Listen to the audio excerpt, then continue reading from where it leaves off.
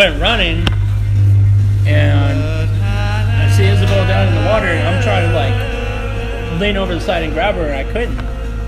So the only way I could think is like, I got to go in there.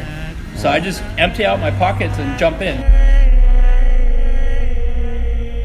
It's opening duck season, and so I'm trying to get over my resentments, and I'm really not, things nobody wants to even know about.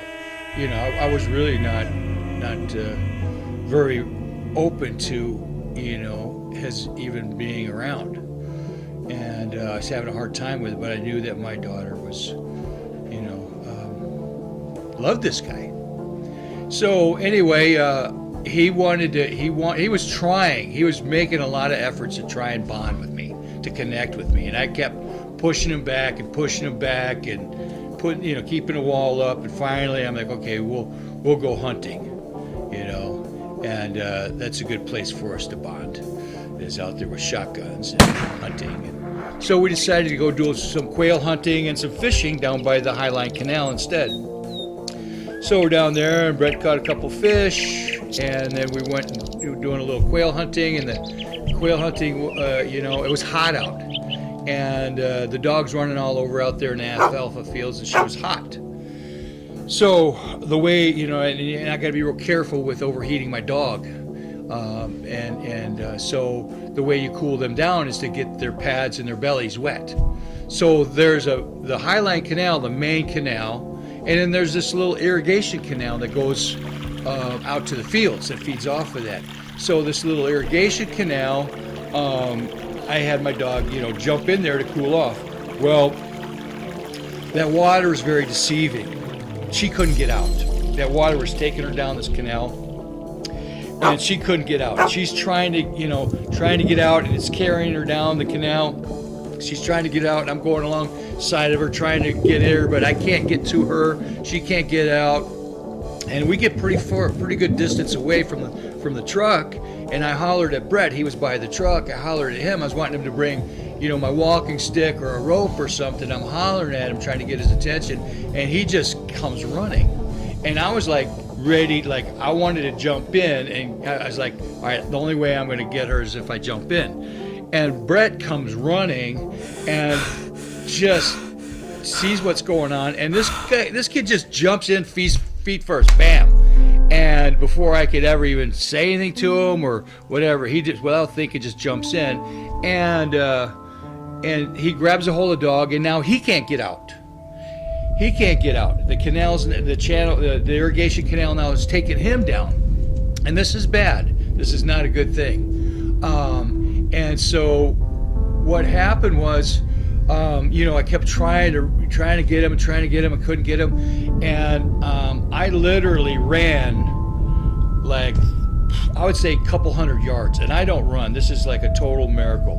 And somehow, some way, I was able to get out in front of them far enough to, I ran up ahead of them. And I got up ahead of them, and I laid down on my belly. And this is like all gravel, and then right before the water is some cement. So I have really nothing to anchor myself onto, and I'm on this vertical, and I don't know how I'm going to keep from sliding in myself. But I got my arm out, and Brett comes, he gets to me after, this is a real miracle that I was able to run that far ahead of them. I don't run. I can't even hardly walk. Somehow I was able to run up and get far enough ahead of them, and this is going fast. But anyway, so I laid down, and I got down as far as I could, and just kind of tried to hook my feet in the dirt and just grab dirt with my other hand, and just really everything I could think of, just to try and get my body to just hang on to with every piece of my flesh to that ground, and struck out my hand. And Brett reached out his hand with one arm, and then, still holding the dog with the other arm, grabbed my hand, and then the water is trying to pull him and the dog away. And I'm hollering at Brett. I'm saying, Brett, just let go of the dog, let her go, and which, I love my dog, that was, but I didn't. I don't know. That's just what I said. But he didn't. He wouldn't.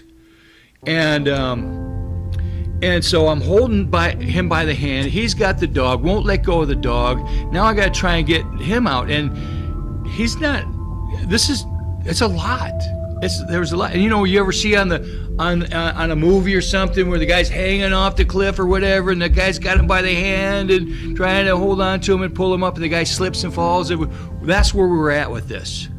And so somehow, I don't know how he got this dog up over the top of him, and she managed to get a hold of my shoulder or something with her front paws and pull out, and without pulling me in. And so he got her, and then I told him, grab my wrist, but I can't let go with my other hand, because I'm about to slide in myself, because there's really nothing to hold on to. And I told him, I said, just climb up my arm, try and climb up my arm. And he literally went hand over hand, brought his other hand around, grabbed my arm, and then, and literally crawled up my arm and over the top of me.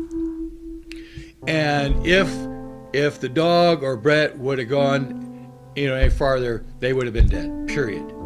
And so, my adrenaline's pumping, and I know what has just happened was nothing short of a miracle. So we get out, and I looked at Brett, and I said, man, you need to give your heart to Jesus right now. I literally said that to him. I literally said that to him. And his blue jeans were all tore up from, the concrete, sliding and stuff. My dog's paws were all, down to the meat, ground down to the meat from trying to get out of there. Where I had pulled him out and how close we were, how far we'd gone, and how close we were to him going down into this culvert or whatever you want to call it. And I knew that there was nothing short of a miracle. And what changed for me in that moment was the realization I had been so blinded by my resentment. God at that moment showed me something. He showed me something I never knew about Brett. He showed me something that was unbelievable, that I would have never even thought was who this guy was. He just literally just didn't even think about it, just jumped in and just did it without even, hesitation. And, he's a man of action, a man of just, I just saw something about that guy I never was able to see before. And I was also able to see something else. I was also able to see that God had a plan for me and Brett Johnson and my daughter for him to be a part of our life. And that I had been resisting it, and I had been getting in the way of that. And now at this moment on, my whole attitude, my whole point of view, my whole perspective changed. And not only about Brett Johnson, but also about others that I have had that same problem with before, for whatever reason. Maybe I had a good reason, but I was able to see having those kinds of resentments, having those kinds of things that kind of just I hang on to, that bother me about something somebody did or something somebody said. Maybe it was hurtful or whatever, but it gets in the way of an opportunity to have a spiritual experience, to share something bigger than both of us together, and to meet the purpose that we have in our relationship, and to be able to see people the way Jesus sees them. So from that time on, he was my son. He was my son, and my dog loves him. She knows. There's no doubt, man. He comes around and she's like, I don't know. That dog just knows. I swear she knows. And she just loves that guy, man, like nobody else. And he's the father of a beautiful little granddaughter.